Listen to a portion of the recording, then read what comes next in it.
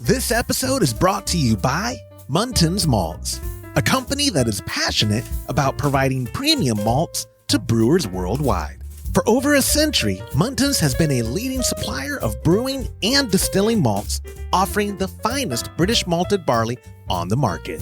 You can experience the difference Muntins offers by joining a recipe receiving tier of our Trub Club, because every kit that ships out now includes premium Muntins malt. You know, we've known the Muntins crew for a long time, and I can tell you, friend, you're going to love brewing with their grains. Ask your local supply shop to carry Muntins malts, or homebrewers can join our Trub Club at homebrewhappyhour.com/club, be a part of the community, and come brew with us. Thank you, Muntins, for supporting our efforts and homebrewers worldwide. Today's show is brought to you by Hopsdirect.com. Grown in the esteemed Yakima Valley on the Peterball family farm, Hopsdirect.com offers the widest variety of hops available online at incredibly competitive pricing. It's simple. They grow hops, they sell hops, and they ship hops straight from their family-owned farm to your doorstep. Producing the highest quality hops is Hopsdirect.com's passion, and they're proud to be an independent grower in the craft beer industry. Go to Hopsdirect.com right now and get what you need to make your brew day better. That's Hopsdirect.com. Today's show is brought to you by Imperial Yeast. You hear us gushing over Imperial Yeast all the time, and that's because their yeast performs for us in every batch that we brew. Imperial Yeast is adored by commercial breweries and home brewers alike. Their pitch-right pouches are jam-packed with over 200 billion fresh yeast cells, guaranteed to deliver flawless, fast fermentations every time. Imperial Yeast strains are grown by a team of pro brewers and home brewers who live to help other brewers learn more and ferment better. Join any recipe receiving tier of our Trub Club and get a free upgrade to premium Imperial Yeast with every recipe kit that ships out to you. Learn more at homebrewhappyhour.com/club and come brew with us.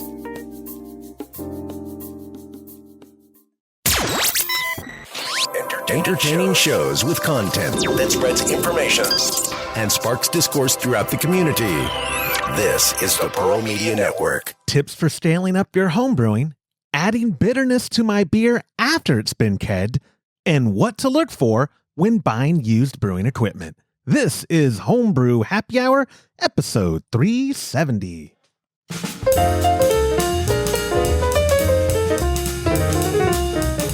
Well, hello, and welcome back to another episode of the Homebrew Happy Hour.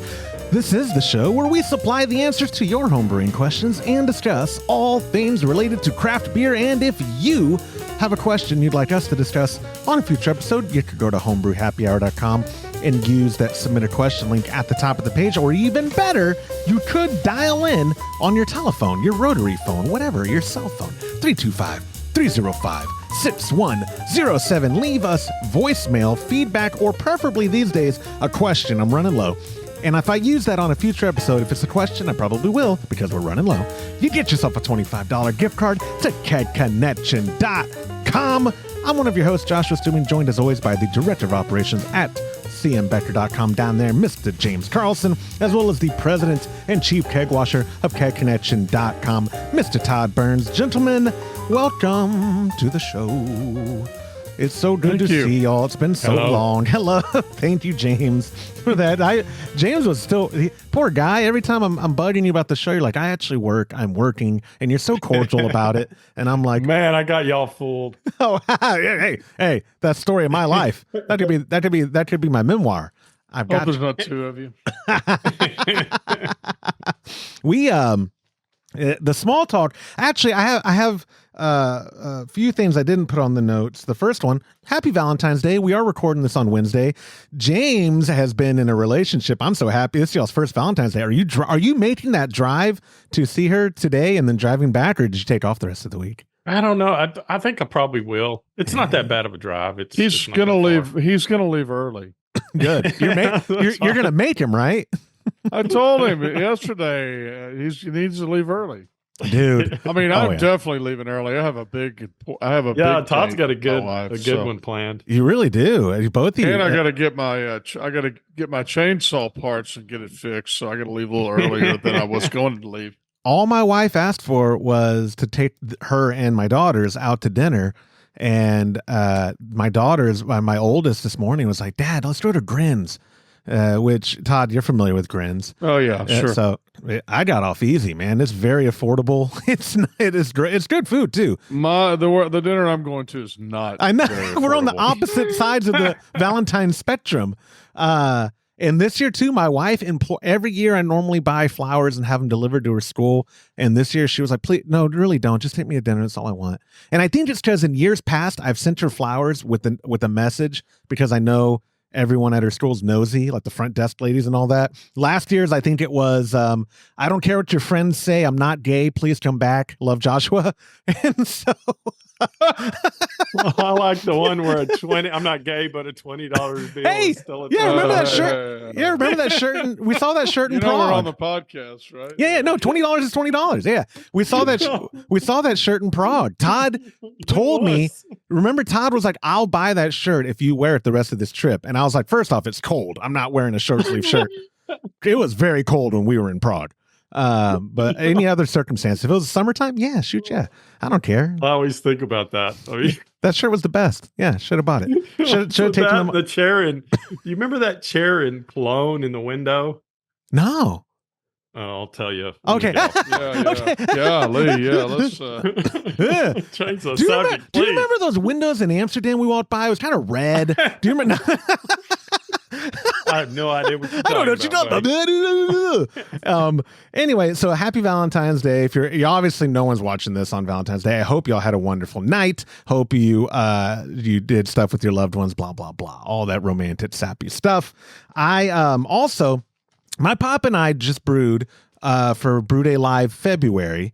And the Grainfather G40, I talk about it all the time, love the piece of equipment, but I want to pick y'all's brains a little because a couple things happened where when it was getting up to boil temps, James, it was making like, I'll send you a video clip from the Brew Day Live, and then my dad, I think, recorded it too. It was making like a vacuum, almost like a like where the water would come down and up real quick, the works rather. Oh, I know what it was. What is that? Your grain bed was getting stuck, and so it was running dry and then going and then filling back up again. So the pump was taking the water it had to pump and pump it, and then there would be not enough to. So but this is only during the boil. It wasn't during any recirculation. But the boil. Yeah, when it was getting up to temp, no research. So, but also the other issue we had, James, when it was time to cool. And we started, and we did turn on the pump to run it through the counterflow chiller. The pump would sputter, but then sometimes it'd be good, and then it'd sputter again, and then sometimes it'd be good, and we'd have to shut it off and on way too many times. I reached out to our contacts there. I haven't heard back, but they're busy. I know. Hopefully they watch this and they can say, "Oh my gosh, I'm so sorry," blah blah blah, or they'll tell me, "Poof." It could be possible. It was possibly sucking air somewhere at some point in that circulation arm. And if it's doing that, then it's basically the same thing. It's just running dry and then filling up. And is there a chance that I ruined it? Like, let's say worst case scenario, pump needs to be replaced. Are these serviceable? Is this something I can get the replacement part and do it myself, or are these all-in-ones? Like, sorry, pal, this is what. No, you can get. I know that you can get the pump. You can get replacement parts for the anvil all in one, and you can for the Grainfather. And the G30, because the pump's on the outside in that little unit. This is all in literally all inside. I've never tried. We didn't even try to take it apart yet, so I'm not making the claim like that it's not.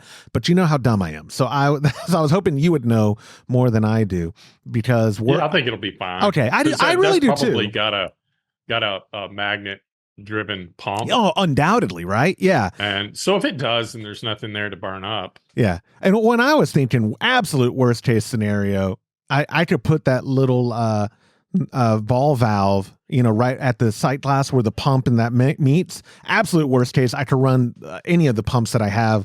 My father-in-law just gave me a couple pumps. Well, he gave me a pump. I think I gave my dad the other one. But either way, he makes fountains. He makes baptismal fountains. And he was like, hey, I have these extra beer pumps. Would you like them? I was like, Harold, what are you doing with beer pumps? Oh, they're for the fountain. Anyway, so yeah, had to bring that up with y'all because I forgot to ask y'all after the brew day, and y'all are my most handy people in my life. I'm not handy. And I exhausted my efforts on the YouTubes and Google trying to find, and funny enough, you can't find anything about replacing, as in people having to do it. So that's probably a testament to how well these machines are made. But when, like me, when I need to work on it, I really wish Google had something for me, but they don't yet. Yeah, I'm actually looking at a replacement G40 pump. Okay, the one that they sell at BSG, that's the only one I could find. And I didn't have our account. And so I couldn't log in to see the price. Do you know what? That looks exactly like the pumps we sell for the Brautag. No way. Hey, it does. Well, Todd, can I get the... You'll have to do me a favor and bring it next time you're in the office. Yeah. Just bring it with you. And okay. I'll take a look at it and fix it if it needs to be fixed. I wish I would have had this conversation with y'all before the weekend and it came up and we could have had it resolved by this episode. What were we going to say? I bet our listeners are bored by now. Oh, shut up. This is all beer related. Listen, I could be talking about Dragonfly Lady 1 and my obsession with her and making memes on her 1-star review and talking about things that are... Okay, let's move on. Other small talk before we get to the meat and potatoes of the show. Like I said, though, we did that Brew Day Live and we did a Kolsch because my pop and I are doing Brew Day Lives every month for the recipe kits that we're sending out. So if you missed it, you can still catch it at youtube.com/homebrew happy hour. And like I said, we're brewing a delicious Kolsch. And it's in my office right now, wrapping up fermentation. I'm going to transfer it probably tonight or tomorrow to Kegged and get it cold conditioning. If you want this delicious recipe kit shipped out to you, it's going out the last Monday of the month. Join a recipe receiving tier at patreon.com/homebrew happy hour. Follow the instructions. You'll see a post that says Trub Club February 2024 kit. Go let me know how you want your grains. And like I said, it ships out at the end of the month, the last Monday of the month to be specific. And thank you to our sponsors, Muntons Malt, hopsdirect.com, and of course, Imperial Yeast for providing the premium ingredients that go into every single curated kit. I have to tell y'all, I'm extremely proud of these kits that we're sending out, and I'm even more proud of the sponsors that support the show. Like I made that joke about Dragonfly Lady 1. How do they get sponsors? Because I'm charming, lady. That's how. Because I'm charming. But so yeah, patreon.com/homebrew happy hour for more information on that. Also, Kolsch Cup 2024. Guys, we are only 1 week into open registration, and we're over halfway full now of the 40 registrants. Oh, wow. And of those, like 95% of the people have already paid too. So it's pretty incredible.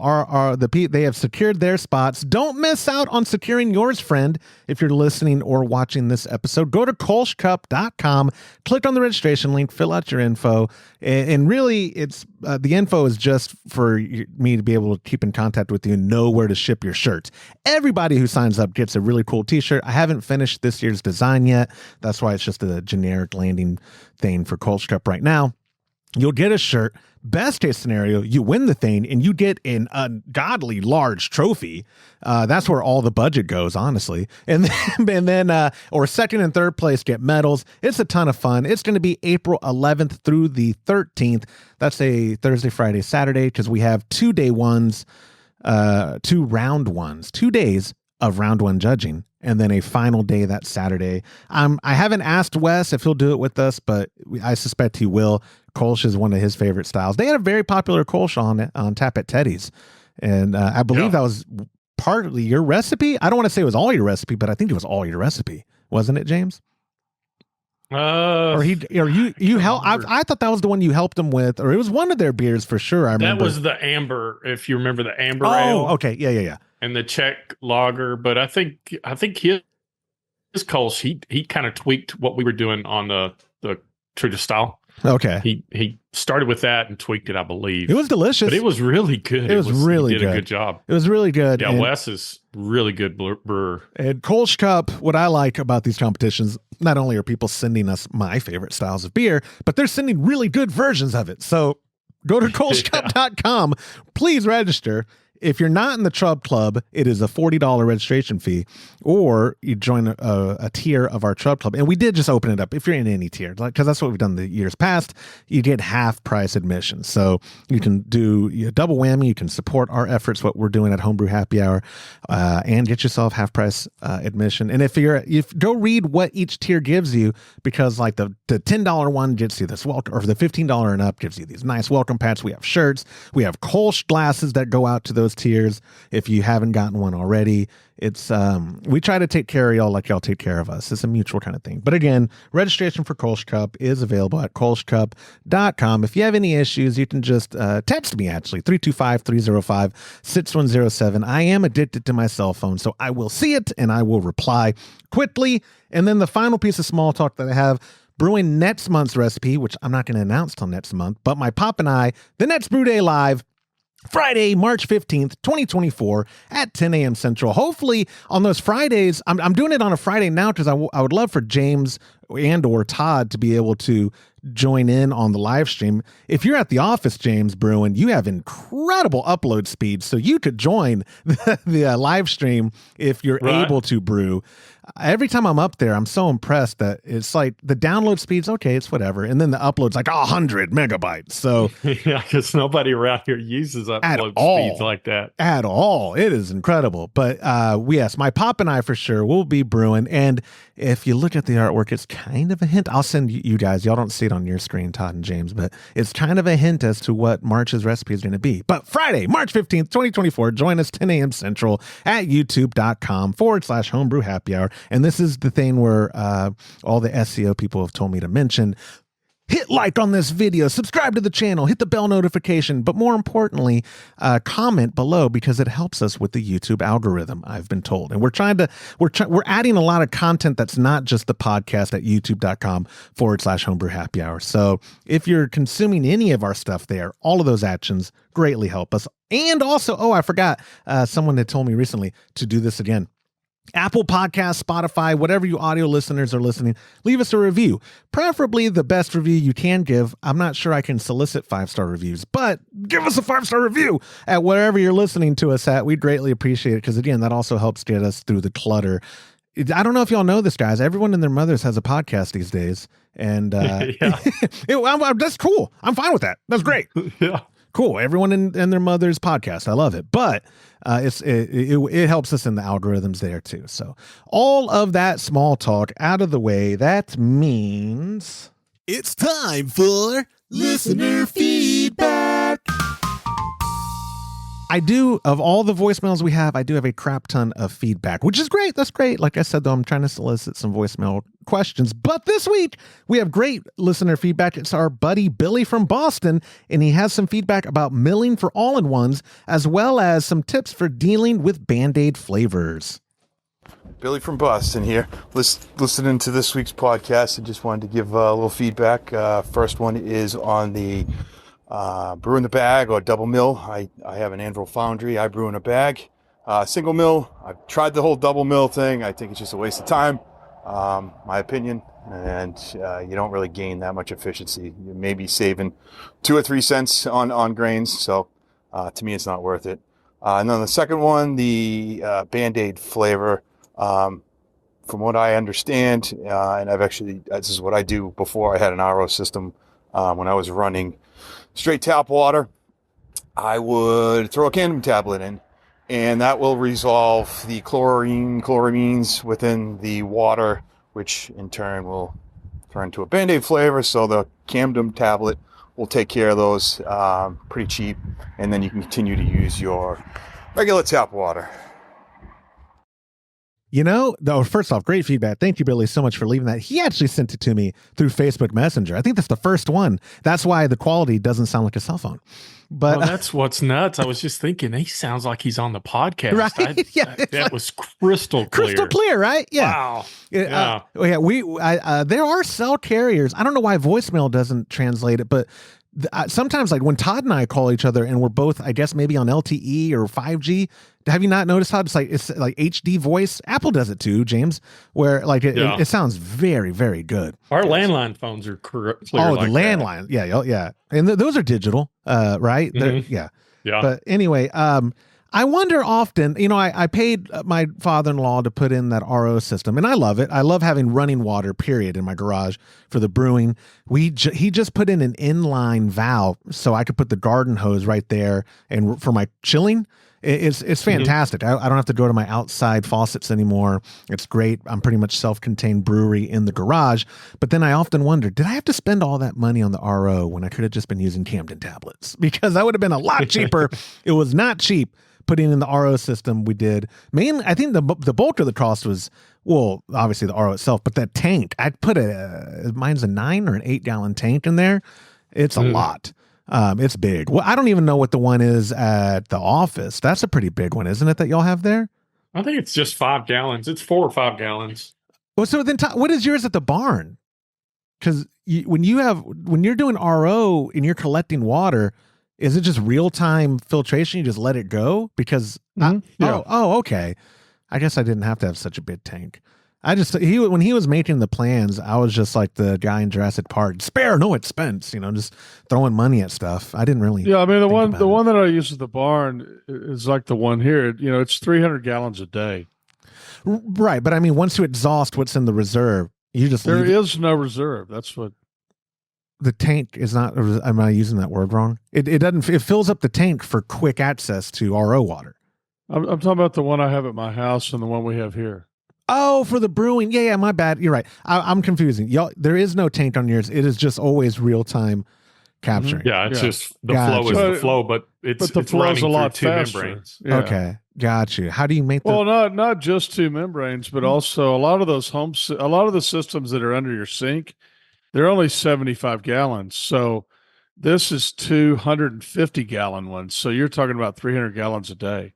Okay. Yeah. Mine's more home, I think. And when it does, I have the reserve, right? I have the tank. And when it exhausts that, it is like a trickle. So I'm like, okay, I'll just give it a couple hours to fill that tank back up or however long it takes. I've never timed it, and then do it again and do it again. I mean, I store water like you do, Todd, now, where in carboys or in kegs. So that way on brew day, I don't have to collect water 9 out of 10 times. Yeah, that's what I do. I just store it and I'm ready to go. It works well. It does work well. But anyways, Billy, thank you so much for leaving the voicemail feedback. This is a good time to remind y'all, if and when you call 325-305-6107 and leave a voicemail feedback, you get yourself a $25 gift card if I play it on a future episode. But again, I would love your voicemail questions because I'm running low on unique voicemail questions. It's not that we don't get voicemails every week.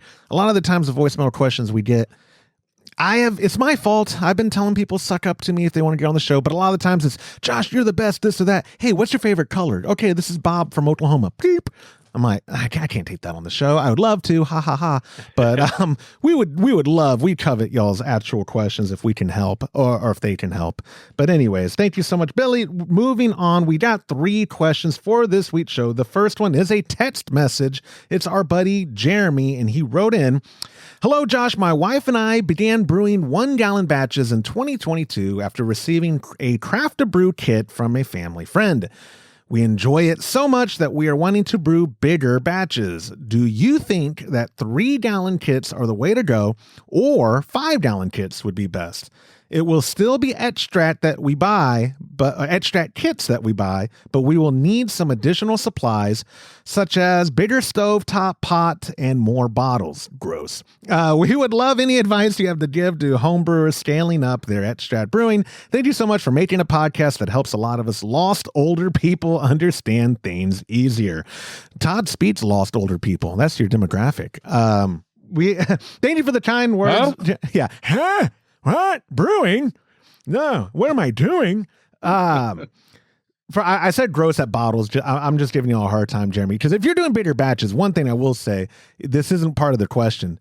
Get into kegging. It's going to make packaging easier. It's going to make dispensing more enjoyable. It's the way to go if you're doing those bigger volume batches. Do you think bottling the 1-gallon batches is all fun and I'm doing it with my wife and it's a hobby?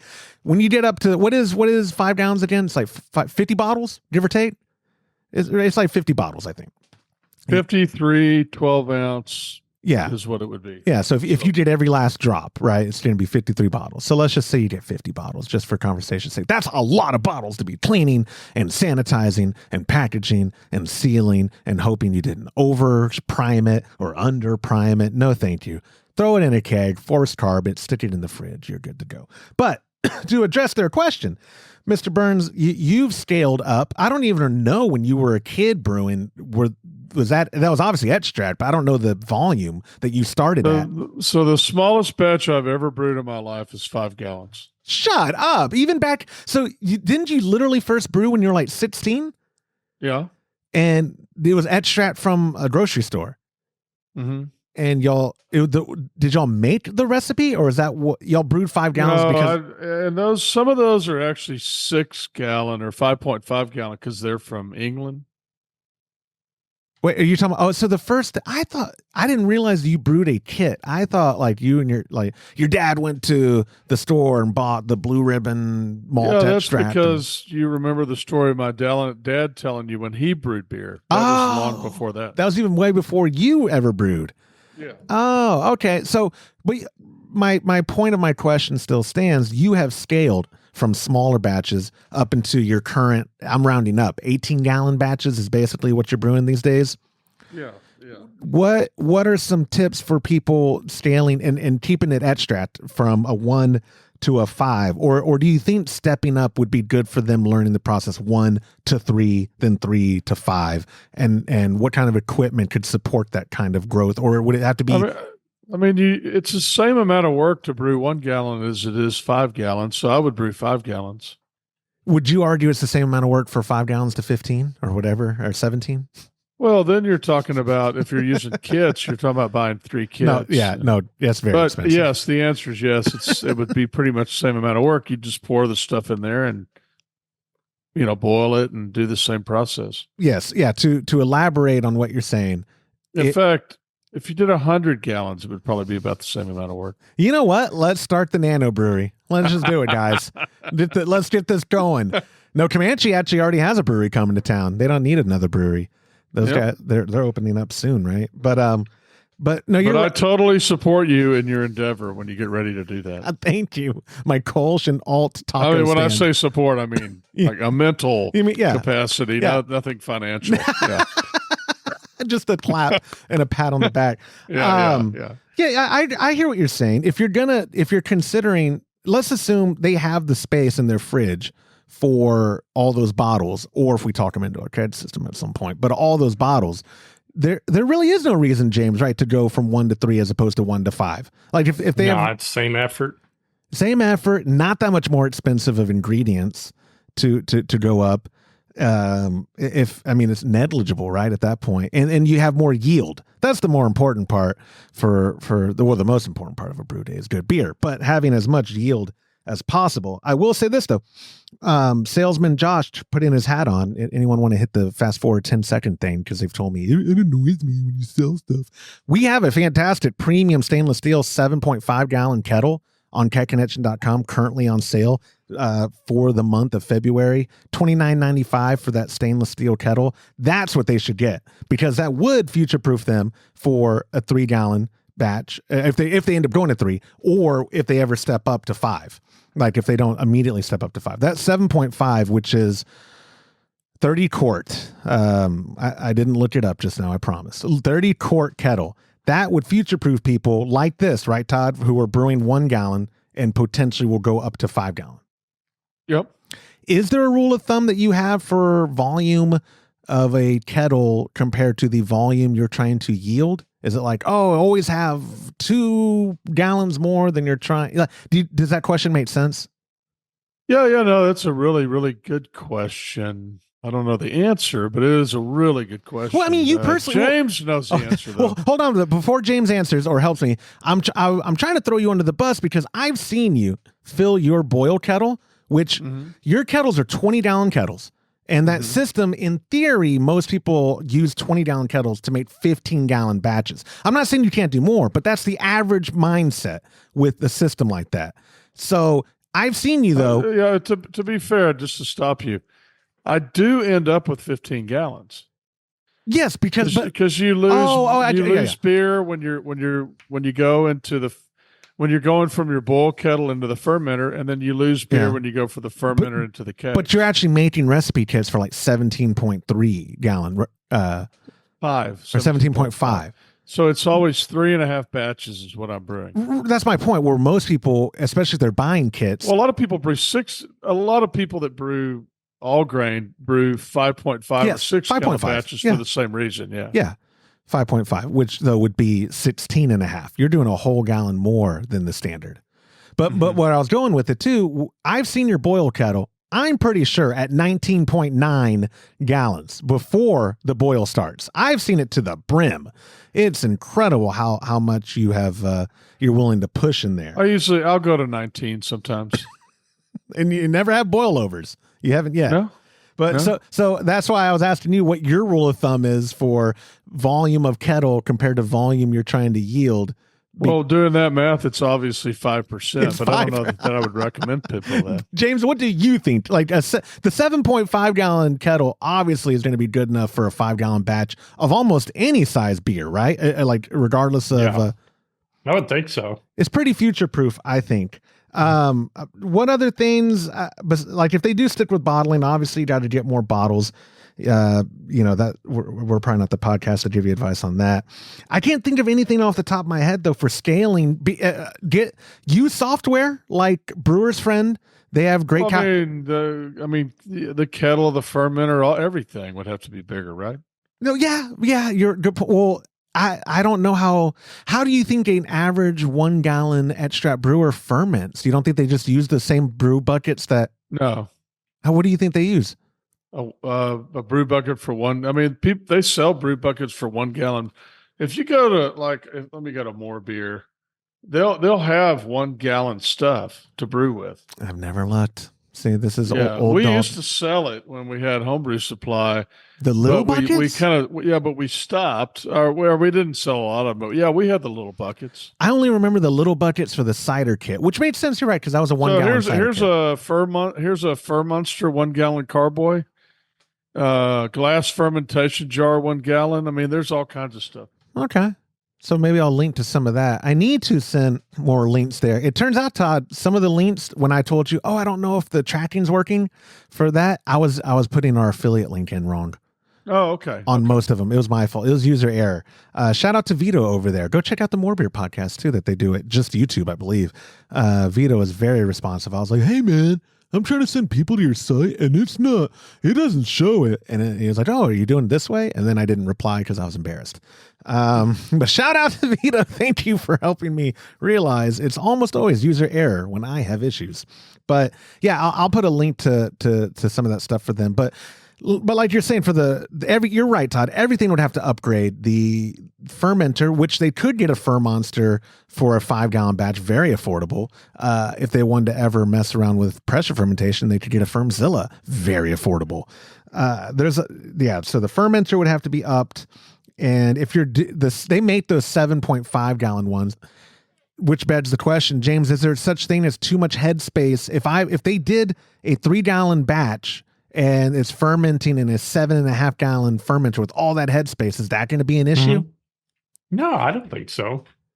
Because it's going to be pumping off CO2, which is going to create kind of a blanket effect on the. It's going to lay on top of the wort, and they're just going to slowly purge all the oxygen out of the fermenter and fill it with CO2. So I don't see why that would be an issue. Okay. I asked again because I was going to suggest future-proofing yourselves if you're buying upgradable gear and thinking, hey, like right now, okay, we actually don't want to bottle 50. We only want to bottle 30, whatever a 3 gallon batch would be. But you can get your fermenter big enough to future-proof when you do want to do 5 gallon batches. And you can get, instead of a 3 gallon keg, if you're going to yield right at 3 gallons, get 5 gallon kegs. Because the headspace, again, you're going to be purging that keg. There's going to be CO2 filled up in that space. Future-proofing yourself that way when you're like, you know what, honey? Let's do those 5 gallon batches. Boom, you're ready to go. Everything's good. That 7.5 gallon kettle is going to keep you brewing at a bigger batch. The whatever fermenter that, and like I said, if you get kegs or whatever, good to go. Can you think of anything else, Todd, before I wrap up this question? No, I can't. I didn't drag it on too long, but I got all the information out. That is an ideal question for Homebrew Happy Hour. And thank you, Jeremy, for submitting that via text. When you text us at 325-305-6107 and I use it on a future episode like Jeremy did, you get yourself a $15 gift card to keggedconnection.com, or even better, because we need them, send us a voicemail question to that same number, 325-305-6107. Get yourself a $25 gift card like our second question of the day. It's our buddy Ron from New Jersey. Hey guys, it's Ron from Jersey again. Got a quick question. I just pressure transferred a lager, my first real lager, into a Cordy keg. And at the end of that, I got a chance to take a taste of this thing. And it's just not as bitter as I would like. It's just, there's not that refreshing crispness from bittering. What can I do, if anything, to dose that keg with something that'll up the bitterness? I don't know, 5 to 10 IBUs or something like that. Is it a hop tea? Is it another product? I really haven't seen much about this online, so I'm kind of curious as to what guidance you might have. Love the show. Josh does a great job keeping it on track and producing it every week. So really enjoy it. Thanks for making it available, and look forward to the answer. Thanks, guys. How Bye. does he do it every week to week? Ron from Jersey. Todd, you weren't on last week, or I forget when James and I just did it by ourselves. I had learned recently how much it annoys you that I say their name and where they're from, and then we play the voicemail and it says they say their name and where they're from. Yeah, I'm pretty sure it annoys everyone, but you know. I remember the time Mark Borski was like, because back in the day, the only way to submit a question was using the submit a question link. And so I'd say, writing in using the submit a question link at the top of the page or whatever is, and Mark Borski would call you when I was at the barn and be like, does he not know that's the only way they can submit questions? There's no other way. Why does he even say that? So sometimes y'all will learn that I do things to annoy y'all, because I know they annoy you. So, great question from Ron. I think it's a very short answer, honestly, and that post-fermentation, James, it's done, right? I mean, there's no way to increase IBUs. You did the boil. You did what is establishing those bittering units. It's done in regards to literal adding of IBUs. Yeah. Yeah, right. Yeah, but if he wanted to actually fix it after the fact, I guess he could do a hop tea. But you want to be real careful on how you introduce it into the keg or the fermenter, so you don't oxidize the. Yeah, it would have. I didn't think about that. It would have oxygen in it. He's in the keg. So theoretically, how would you? Obviously, you are not the one who would be doing this in real life, because you would never taste your lager and be like, "Yeah, it's not bitter enough." You're probably fine. Well, I'd do a hop tea with a 60-minute boil, cool it down, and then I would probably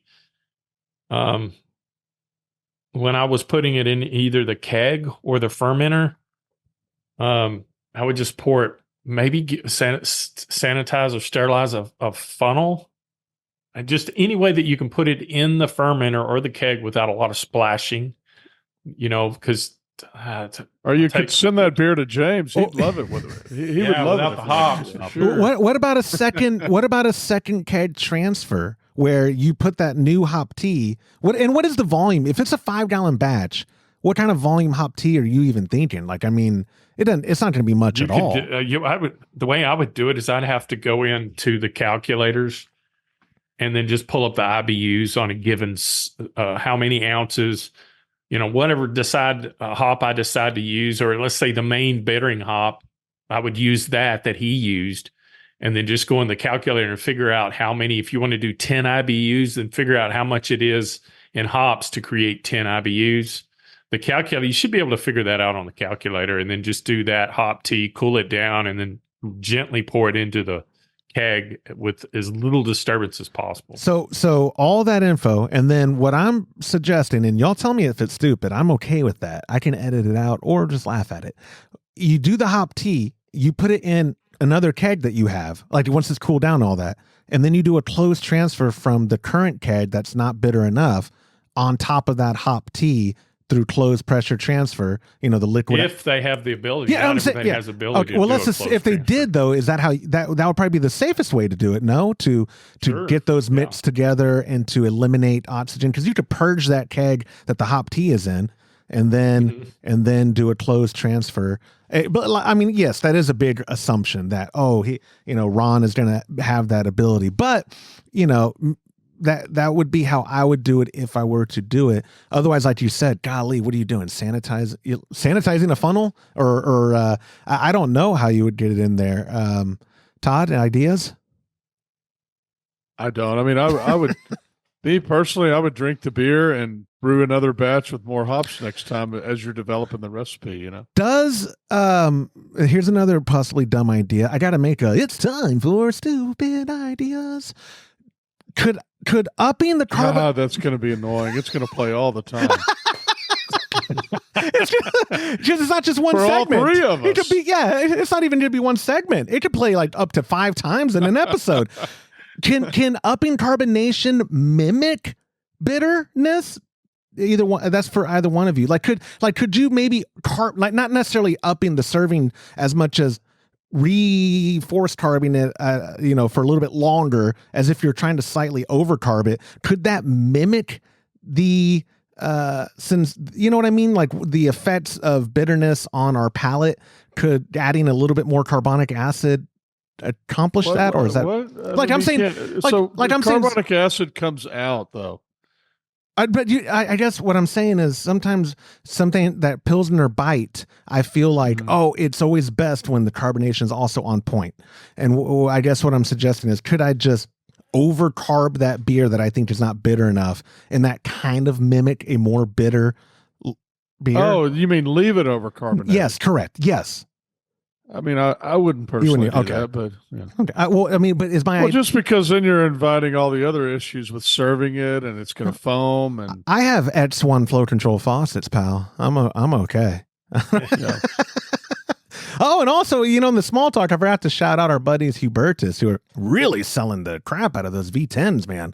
We have some exciting stuff. We don't have to talk about now, but we have some exciting stuff coming down the pipeline with them and content and all that. That'll be at youtube.com/homebrew happy hour and sambecker.com. We actually just added them to the customer showcase at sambecker.com. But anyway, when I say X1 flow control, I immediately thought of them. But yes, you're right, Chad. Adding more carbonation or overcarbonate could also present things that would make you unhappy with the beer. Ultimately, enjoy the beer, learn from it, and make the adjustments on the next batch. Is that what we're saying? Mm-hmm. Yeah.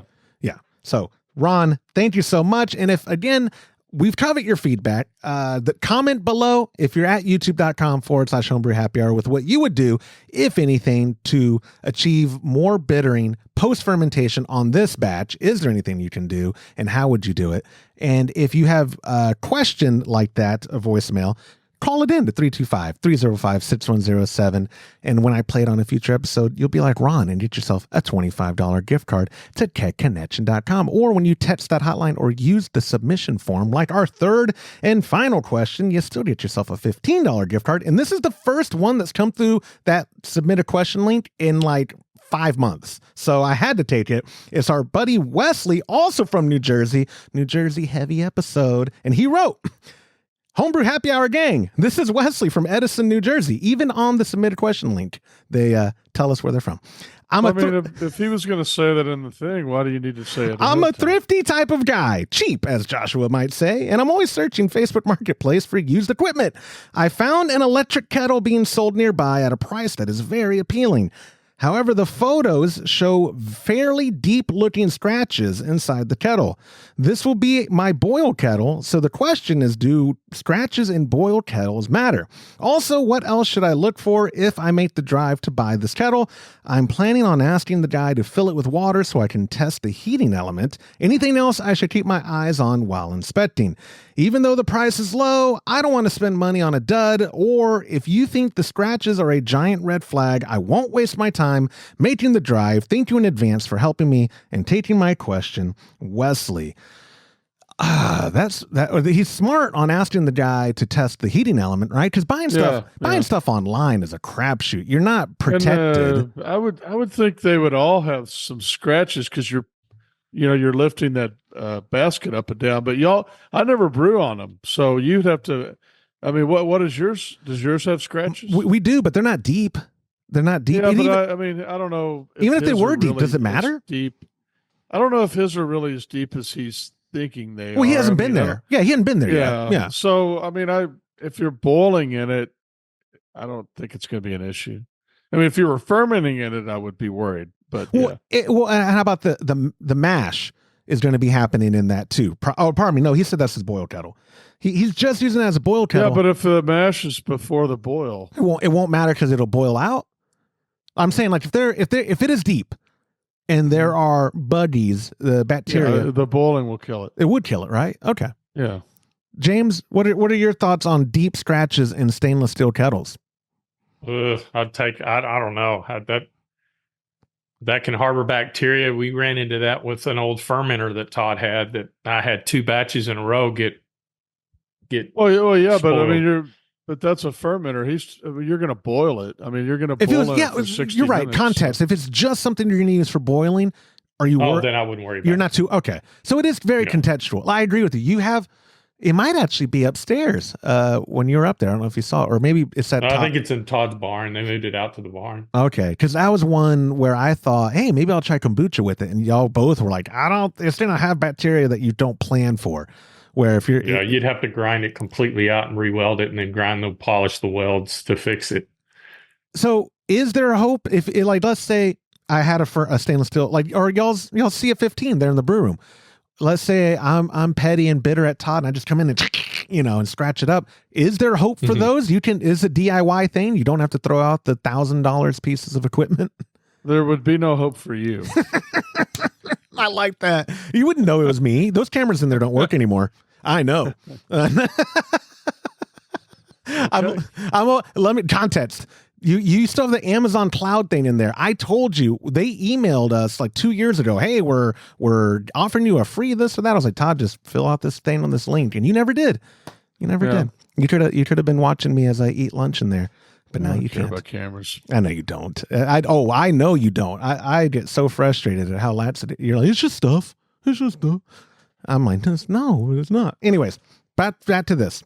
We're in agreement that when the kettle is being used for boiling, it's probably not going to matter. This is something that would probably solicit some feedback or questions or comments rather on the episode. But it shouldn't matter to my little pea brain. I can't see if you're going to boil it out, how on earth it would matter. I don't see how it could, but I'm willing for us to be wrong. But if he was using it for anything else, can y'all think of what are some other tips if you're buying used gear, specifically an electric kettle? Just testing it's about the only other thing I can recommend that he's already said he's going to do, right? Yeah. And I don't even know what to look for on the. I mean, I've seen a scorched element. Because my dad and I scorched one. Oh gosh, you know what? I've scorched elements with multiple people. I scorched it with Kenny. We on the original Spike solo prototype, and then on that Spike solo prototype, my pop and I scorched it. Which it was a flaw in that original prototype basket design, which is why we unfortunately haven't brewed on that system ever since. But so you would, if you were looking at a thing, can a dying or almost ruined element still work during a test? Like, what can he visually look for, like, that you don't want to see on an element of a boil kettle? I mean, usually an element either works or it doesn't. Okay. So if it's working, then perfect. No problem. Yeah. Yeah, definitely. I agree with that. Cool. I can't think of anything else because I'm not opposed to buying used gear. What are y'all's thoughts on it? Are you opposed? Y'all have never bought used brew, or I'm not speaking for James because I don't know before you worked for us. I don't know of Todd ever buying used brew gear. Is it something you would do, or you just haven't had to, so you're apathetic? I'm never opposed to buying things used if they're in good shape. Okay, yeah. So you just put it through the test. James, before you came here, Big Berth and all that, those were all brand new, or were y'all trying to save some money and buying stuff online or used? All of the components, the core components, were new except for the shelving. I cut those up from old mill carts. Clay brought some stuff over, some chugger pumps and stuff that was used. But I had no problem buying used brewing equipment. Sometimes the best bargains out there is somebody else's hobby they gave up. I agree. Have y'all tried selling on Marketplace, though? It is a disaster. I've tried one time selling stuff on Marketplace, and it was I feel if this guy Wesley's probably doing them a huge favor if he actually shows up and buys it, because I bet you for every Wesley that guy had, he had another. Is this still available? Will you y'all did y'all sent a joke skit about that. James did. James did. Yeah, it was hilarious. Yeah. You have to resend that. I'll put it in the show notes, or I can look through our group chat. But yeah, James had sent that one, like what it's like to buy stuff on Marketplace. That thing was fantastic. Nails that it. guy spent a lot of time on that. Yeah. But he nails it though, because trying to sell something on Marketplace was not enjoyable. Craigslist back in the day when I'd sell some music equipment that I had, I met a guy who was buying a practice drum pad. I had an electronic one, and we agreed to $100 from $150. I already took a huge cut on it. Whatever. It's only a $200 pad. It was pretty new, but we get to the parking lot of the high school. You still sound bitter about it. I'm a little bitter. Well, now that, I was only 2 years into jiu-jitsu at the time. Now that I'm 12 years, I'm going to go whoop his ass. But no, he met me with this kid in the parking lot of the high school, and he goes, "Oh, I only brought 50." And I was like, okay. He's well, trying to play you. yeah, I was like, okay, I'll see you later. And eventually he ended up paying me the 100. But I was like, I wanted to call him out. You liar. He looked in his, let me look at my truck if I have, he found the extra money. Like, yeah. We all just leave $50 randomly lying around our vehicles. Well, Todd actually might. I've when getting to the rat's nest of stuff in your truck. Oh, hey, look, there's a 20. But anyways, yeah, I'm still bitter about that guy. But Wesley, thank you so much for submitting the question, guys. That will do it for this week. I sincerely appreciate y'all's time. James, I'm sorry to take you away from work. Cleaning? No, you didn't take me away from anything. What about me? I was working. Oh yeah, you were pestering me. The coffee shop guy messaged me back, so I'll talk to you about that after air. Absolutely. Right. So thank you guys for your time. Thank you. And we'll see you next week. All right. Bye-bye. See ya. And that will do it for this episode of the Homebrew Happy Hour. If you have a question, you can go to homebrewhappyhour.com and click on that submit a question link at the top of the page. Or, of course, be Todd's best friend. Get yourself a $25 gift card and desperately help me by leaving a question in voicemail feedback to our hotline, 325-305-6107. Thank you to our show sponsors like Muntons Malt, premium grains for a better brew day. If you aren't already brewing with Muntons, give them a try by joining our Trop Club at a recipe receiving level. For the best hops available online, give our friends at hopsdirect.com a visit and pick up what you need for your next brew day. Also, get a pack of Imperial yeast along with premium recipes from us when you join the Trop Club. Go to patreon.com/homebrew happy hour and come brew with us. On behalf of Todd Burns, James Carlson, and the Pearl Media Network, I'm Joshua Stubing. Thanks for listening.